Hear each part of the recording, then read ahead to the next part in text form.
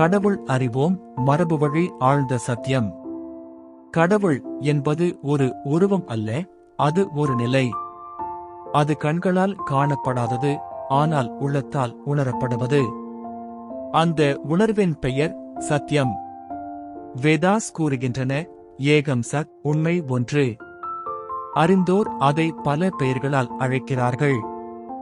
உபனிஷத்ஸ் அறிவுறுத்துகின்றன, தத்துவம் அசி, நீயே அந்த உண்மை. மரபு நமக்கு கற்றுத்தருவது இதுதான். கடவுளை வெளியே தேடாதே, உன் உள்ளத்தை சுத்தப்படுத்து. மனம் பொய்யின்றி தெளிவாகும் போது, வாக்கு நேர்மையுடன் ஒலிக்கும் போது, செயல் கருணையுடன் மலரும் போது, அங்கேயே இறை சத்தியம் வெளிப்படும். கோயில் வழி, குரு வழிகாட்டி, மந்திரம் நினைவூட்டல். ஆனால் இலக்கு உள்ளத்தின் சுத்தம்.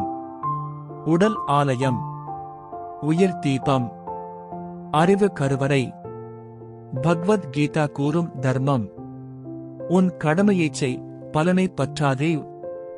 இது பக்தி மட்டுமல்ல, இது வாழ்வியல் சத்தியம். கடவுளை அறிதல் அதிசயங்களை காண்பது அல்ல, அது அகங்காரத்தை கரைப்பது. நான் என்ற சிறுமையை விட்டு நாம் என்ற பெருமையை அடைவது. சத்தியம் 3 நிலைகள்.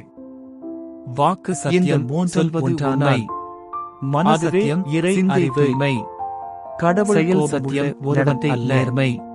அவன் ஒழுங்கு, கர்மத்தின் சட்டம். நீ விதைத்ததை நீ அறுப்பாய். அந்த நீதியே இறை சத்தியம். பக்தி பயமல்ல, அது அன்பு. அது முழு ஒப்படைப்பு. அன்பே சிவம் என்ற மரபு வாக்கு சத்தியத்தின் உச்சம். அன்பு இருக்கும் இடமே இறை இருப்பிடம். கடவுளை காண நீ மலை ஏற வேண்டியதில்லை, உன் மனத்தை ஏறு. கடவுளை அடைய நீ கடல் கடக்க வேண்டியதில்லை, உன் அகத்தை கடக்கு. ஞானம் ஒரு விளக்கு போல, விளக்கு ஏற்றினால் இருள் விலகும். அதேபோல் சத்தியம் வாழ்ந்தால் அறியாமை கரையும்.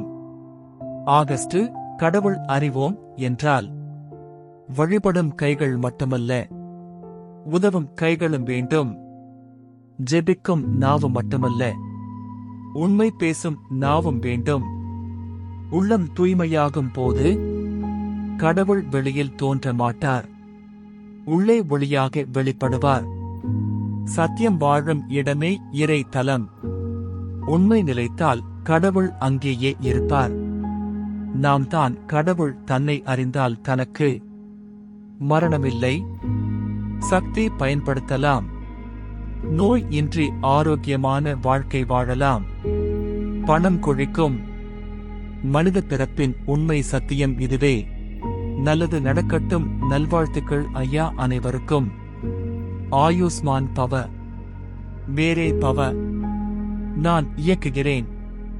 உங்கள் ஆதரவு கடவுள் ஆபிஷியல் சேனல் சப்ஸ்கிரைப் இன்றே செய்யுங்கள். நம் இணைந்து கடவுள் காட்டும் வெற்றி நிச்சயம். வழி பயணிப்போம். நன்றி ஐயா.